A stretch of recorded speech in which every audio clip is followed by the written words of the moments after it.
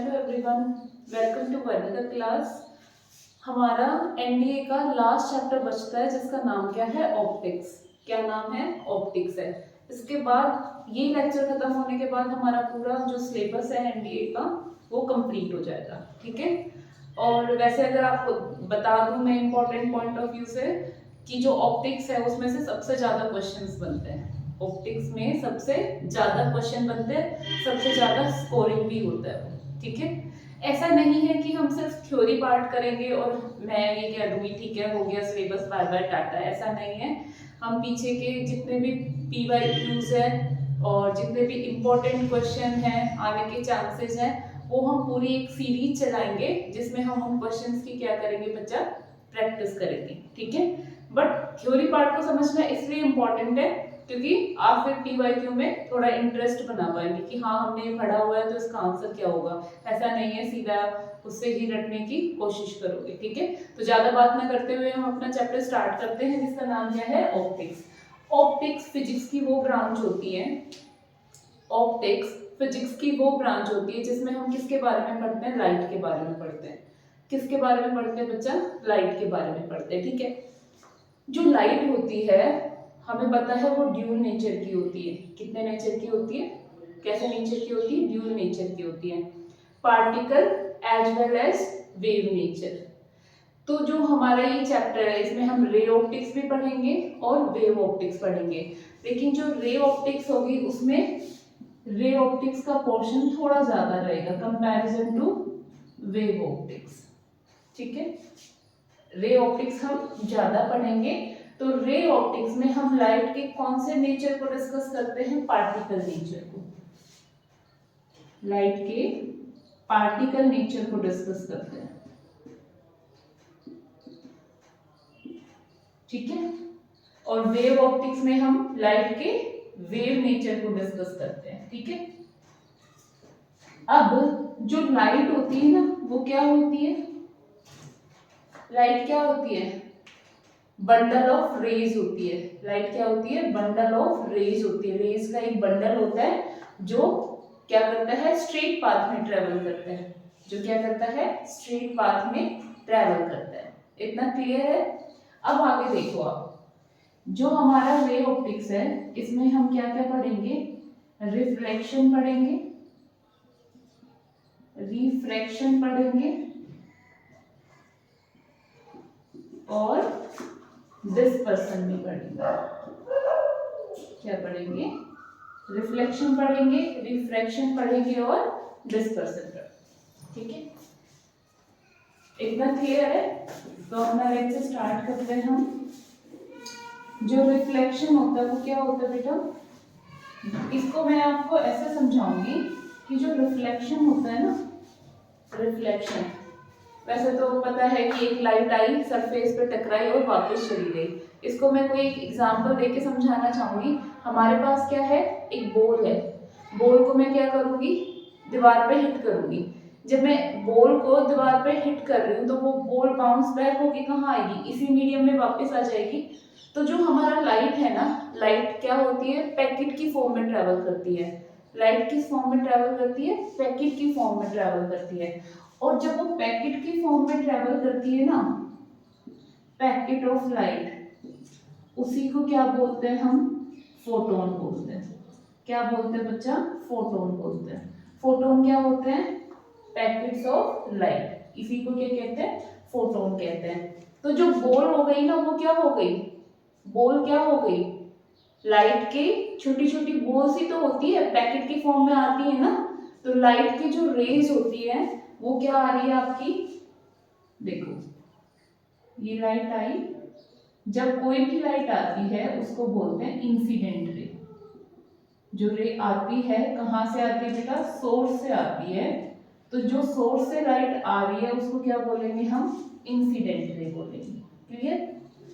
अब जिस सरफेस के जिस पॉइंट पे टकराती है, सरफेस के जिस पॉइंट पे टकराती है उसको बोलेंगे पॉइंट ऑफ इंसिडेंस।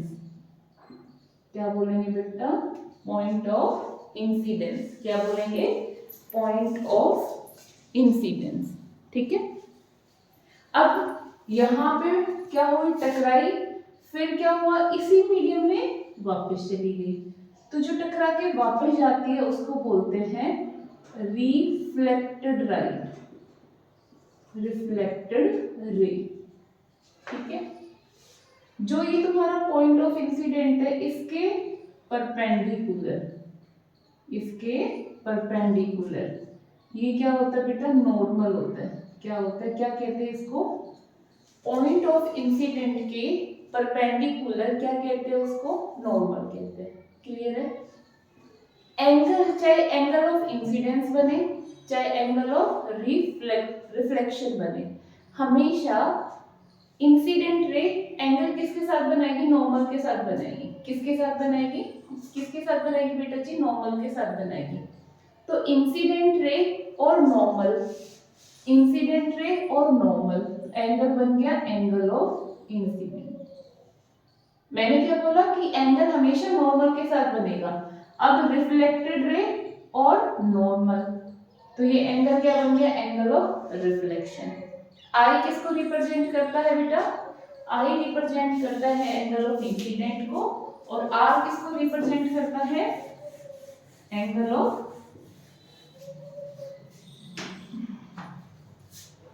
आई किसको रिप्रेजेंट करता है, एंगल ऑफ इंसिडेंस, और आर किसको रिप्रेजेंट करता है, एंगल ऑफ रिफ्रैक्शन।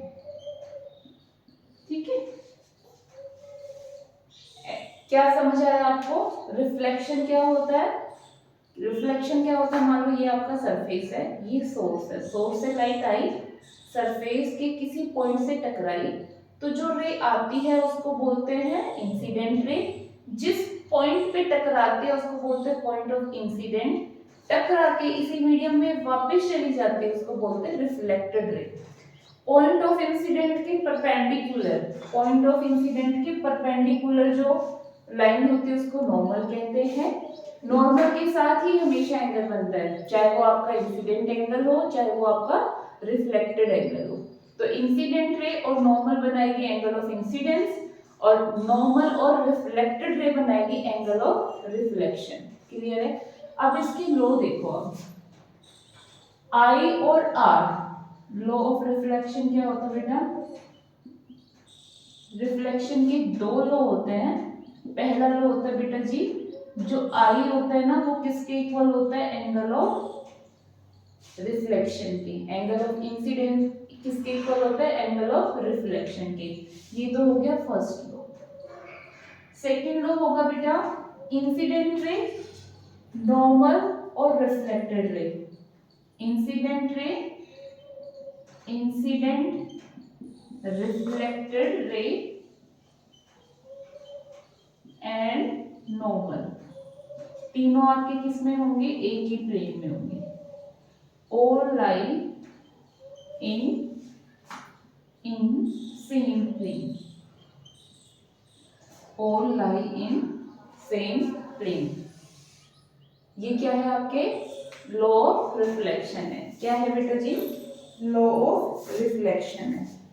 क्लियर है इतना, यहां तक तो कोई दिक्कत नहीं है आपको, यहां तक कोई दिक्कत नहीं है ना।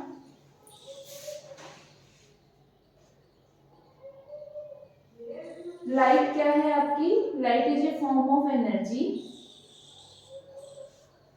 लाइट क्या होती है, हमने क्या क्या पढ़ा है, लाइट पढ़ा है। लाइट क्या होती है, एक फॉर्म होती है एनर्जी की, जो क्या प्रोड्यूस करती है, क्या प्रोड्यूस करती है, सेंसेशन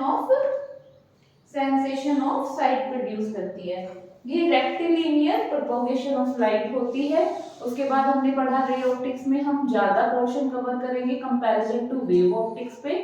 जो रे ऑप्टिक्स है उसमें हम लाइट का कौन सा नेचर, क्योंकि लाइट ड्यूल नेचर की होती है, पार्टिकल नेचर होता है और वेव नेचर होता है। तो इसमें हम जो हमारा रे ऑप्टिक्स है इसमें हम लाइट का पार्टिकल नेचर डिस्कस करते हैं, और जो हमारा रे ऑप्टिक्स है इसमें हम रिफ्लेक्शन पढ़ेंगे, रिफ्रैक्शन पढ़ेंगे और डिस्पर्सन पढ़ेंगे। ठीक है, सबसे पहले मैंने ये बताया क्योंकि हम पार्टिकल नेचर को डिस्कस कर रहे हैं और जो लाइट होती है वो हमेशा पैकेट की फॉर्म में ट्रेवल करती है और जब लाइट पैकेट की फॉर्म में ट्रेवल करती है उसी को हम बोलते हैं फोटोन। क्या बोलते हैं बेटा जी? फोटोन बोलते हैं। क्या बोलते हैं बेटा जी? फोटोन।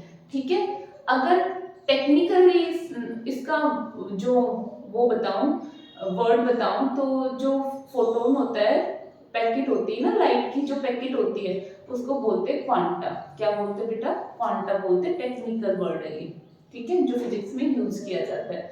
उसके बाद हमने रिफ्लेक्शन देखा कि सरफेस से क्या होता है, सोर्स से कोई लाइट आ रही है, सरफेस पे टकराती है, उसी मीडियम में वापस चली जाती है। ठीक है, उसी मीडियम में वापस चली जाती है, जितने एंगल से आई है उसी से वापस चली जाती है। इसके जो लो होंगे वो क्या होंगे? जो आई है, एंगल ऑफ इंसिडेंस है, वो किसके इक्वल होगा? एंगल ऑफ रिफ्लेक्शन के इक्वल होगा। इंसिडेंट रे, नॉर्मल और रिफ्लेक्टेड रे तीनों ही क्या होंगे? आपके सेम प्लेन में लाइट करेंगे। क्लियर है? अब आगे चलो। ये तो हुआ छोटा सा इंट्रोडक्शन। क्या हुआ बेटा? ये आपका इंट्रोडक्शन पार्ट।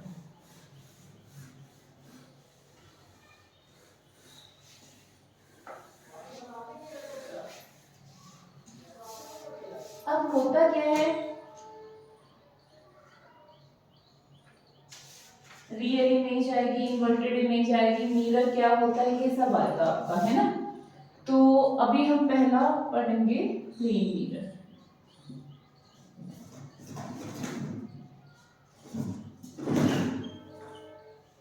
क्या पढ़ेंगे हम? क्या पढ़ेंगे हम? प्लेन मिरर पढ़ेंगे। सबके घरों में मिरर होता है। नॉर्मली जो मिरर का काम होता है ना, वो क्या होता है? देखने का काम होता है। इमेज को देखने का काम कौन करता है? हम अपनी शक्ल देखते हैं, और कुछ देखना हो मिरर की हेल्प लेते हैं, है ना। तो जो प्लेन मिरर होता है उसके दो टाइप होते हैं। कितने टाइप होते हैं? दो टाइप होते हैं। लेकिन उसको पढ़ सॉरी प्लेन मिरर पढ़ रहे हैं हम अभी, वो कॉन्वेक्स और वो बाद में करेंगे। प्लेन मिरर कैसा होता है? देखो, ये क्या हो गया? आपका मिरर हो गया।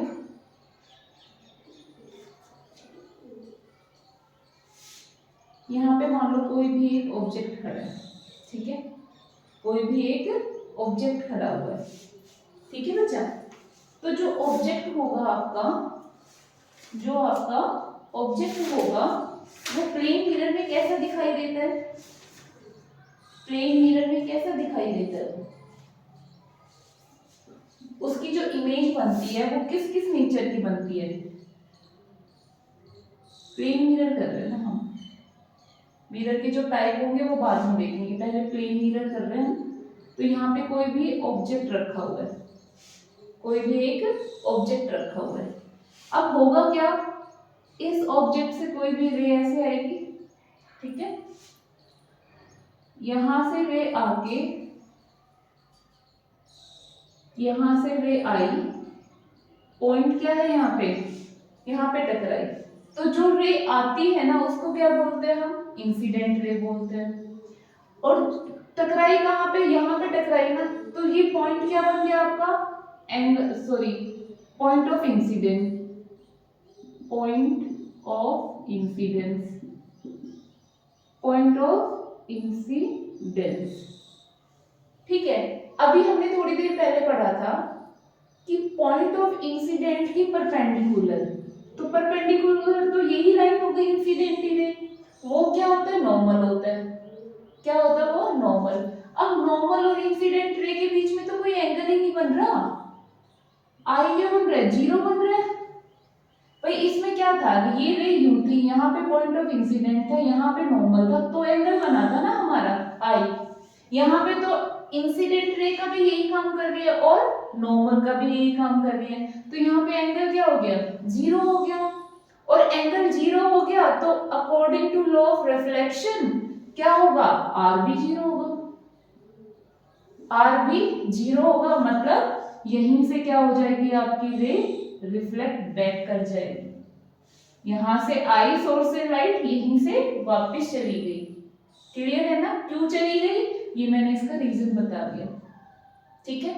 दूसरी रे किसी भी एंगल पे आएगी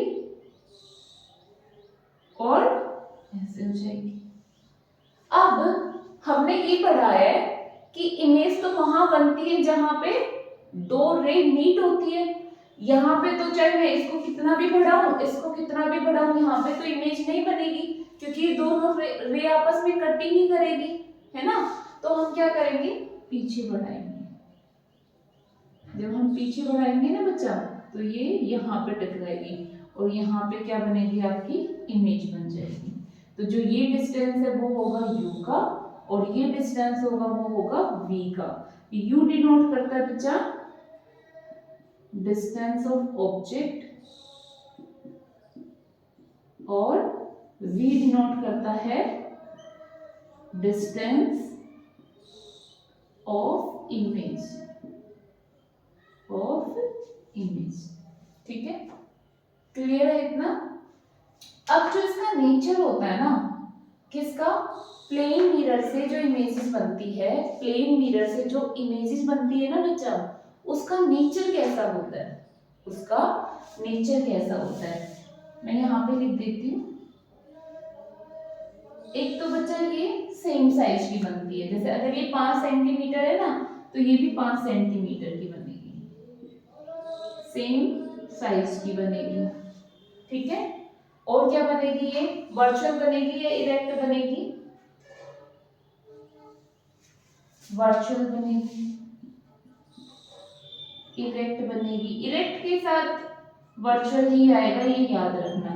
सेम डिस्टेंस, सेम साइज की बनेगी और सेम डिस्टेंस पे भी बनेगी, सेम डिस्टेंस पे भी बनेगी। ये डिस्टेंस कब वेरी करेगा ये हम आगे पढ़ेंगे। वैसे जो प्लेन मिरर की नेचर होती है ना, इमेजेस का नेचर जो होता है सेम साइज का बनता है, सेम ही डिस्टेंस पे बनता है। अगर यहाँ मिरर से 5 सेंटीमीटर दूर हमने क्या रखी है, क्या रखा है बच्चा, ऑब्जेक्ट रखा है, तो जो आपकी इमेज है ना बेटा जी, वो भी 5 सेंटीमीटर की दूरी पे ही बनेगी। वर्चुअल बनेगी, इरेक्ट बनेगी। इरेक्ट मतलब सीधी, अपराइट। लेटरली इन्वर्टेड बनेगी, लेटरली इन्वर्टेड।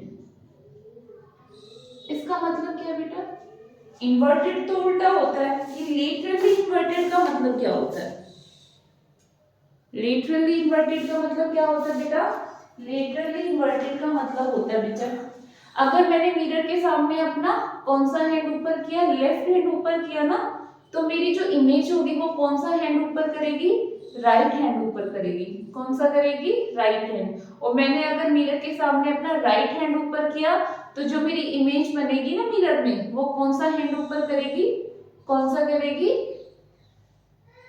लेफ्ट हैंड ऊपर करेगी। ये होता है किसका मीनिंग, लेटरली इन्वर्टेड का मीनिंग, ठीक है। क्लियर है ना इतना।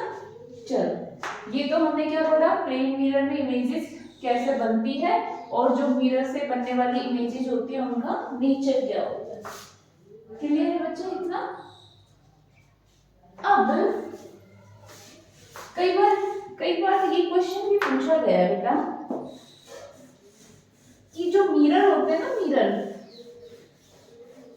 इस तरह से सेट किए जाते हैं, उनसे पूछ लिया जाता है कि अगर हमने मिरर 90 डिग्री के एंगल पे रखे तो कितनी इमेजेस बनेगी, अगर दोनों मिरर के बीच में 60 डिग्री का एंगल है तो कितनी इमेज बनेगी। अगर एक मिरर यूं है, एक प्लेन मिरर ऐसे रखा हुआ है, एक प्लेन मिरर ऐसे रखा हुआ है, अगर ये पूछ लिया जाए कि इन दोनों के बीच में इमेजेस कितनी बनेगी, तो कैसे पता चलेगा। अब इस मिरर की एक इमेज, इस मिरर की एक इमेज, अब जहां पे ये कट करेगी ना वहां पे एक इमेज और बनेगी, जहां पे ये आपस में कट करेगी वहां पे एक इमेज और बनेगी। तो ऐसे तो पता लगाना मुश्किल हो जाएगा ना। तो इसके लिए एक फॉर्मूला होता है जिससे हम क्या फाइंड आउट कर सकते हैं कि नंबर ऑफ इमेजेस कितनी बनेगी, नंबर ऑफ इमेजेस कितनी बनेगी, ठीक है। तो उसका जो एंगल, जो फॉर्मूला होता है number of images find out करने का कि एक प्लेन मिरर कितनी इमेजेस बनाता है, उसका जो फॉर्मूला होता है वो होता है number of images, find out करने का जो फॉर्मूला होता है वो होता है 360 डिग्री अपॉन थीटा। अब इसमें एक चीज का और भी ध्यान रखना है। सबसे पहले तो आपको क्या करना है, थीटा फाइंड आउट करना है कि थीटा कितना होगा। थीटा कई बार गिवन भी होता है वो, ठीक है ना, मोस्टली टाइम आपको गिवन ही होगा। जब थीटा अगर आपको पता चल जाता है, मान लो अभी हमने क्या देखा था, दोनों मिरर के बीच में कितना एंगल था, 90 डिग्री एंगल था। तो इमेजेस तो 4 बनी, इमेजेस कितनी बनी हमारी, 4 बनी। लेकिन ये इसका आंसर नहीं है। अभी हमने क्या देखा, इमेजेस तो कितनी बन रही है, इमेजेस कितनी बन रही है, 3 बन रही है, लेकिन यहाँ पे तो 4 आ रही है। तो क्या फॉर्मूला गलत है? नहीं, फॉर्मूला तो गलत नहीं है। क्या होगा, आपको नंबर ऑफ इमेजेस में अगर n की वैल्यू क्या आती है, इवन आती है, n की वैल्यू क्या होती है बेटा, इवन आती है, तो आप क्या करोगे, उसमें से 1 माइनस कर दोगे। और अगर n की वैल्यू क्या आती है, ओड आती है, n की वैल्यू क्या आती है, ओड आती है, तो वो आप एज इट इज रहने दोगे, आप उसमें से कुछ भी माइनस नहीं करोगे। ठीक है, ये आपको ध्यान रखना है। यहां से एनडीए क्वेश्चन पूछता है, यहां से एनडीए क्वेश्चन पूछता है, ठीक है, इतना क्लियर है। अभी कई बार सिचुएशन ऐसी गिवन होगी, जैसे कि जब आप बार्बर की शॉप पे जाते हो तो क्या होता है, 2 मिरर लगे हुए होते हैं ऐसे, और जब आप इमेज देखते हो ना अपनी, तो आपको बहुत सारी इमेजेस दिखाई देती रहती है ना। उसका रीजन क्या है, उसका रीजन यही है, आप इस फॉर्मूले से भी फाइंड आउट कर सकते हो। इधर क्या है, मिरर लगा हुआ है, फिर यहाँ पे बैठने की शीट होती है, फिर इधर भी मिरर लगा हुआ है ना। और जब आप बीच में खड़े हो जाते हो तो आपको क्या होती है, इनफाइनाइट इमेजेस दिखने लग जाती है। क्यों दिखने लग जाती है, हम यही फॉर्मूला यूज करेंगे। फॉर्मूला क्या होता है बेटा, फॉर्मूला क्या होता है, फॉर्मूला क्या होता है बेटा, 360 अपॉन थीटा। तो थीटा कितना है इसमें, 2 पैरेलल मिरर में थीटा कितना होगा आपका, 0 होगा। कितना होगा, 0 होगा। भाई एंगल तो तब बनता है ना जब 2 रे आपस में कट करती है, यहाँ तो कट ही नहीं कर रही, तो एंगल कितना हो जाएगा आपका, 0 हो जाएगा। समथिंग अपॉन 0 कितना होता है बेटा, इंफिनिटी होता है। समथिंग अपॉन 0 क्या होता है, इंफिनिटी होता है। ठीक है, इस वजह से जब आप बार्बर की शॉप पे दोनों मिरर के बीच में खड़े हो जाते हो ना, तो आपको बहुत सारी इमेजेस दिखाई देती है। तो जब number of images find out करना हो ना, तो आप इस फॉर्मूले से कर सकते हो। आप इस फॉर्मूले का यूज करके क्या कर सकते हो बेटा, फाइंड आउट कर सकते हो। हम एक दो एग्जांपल और ले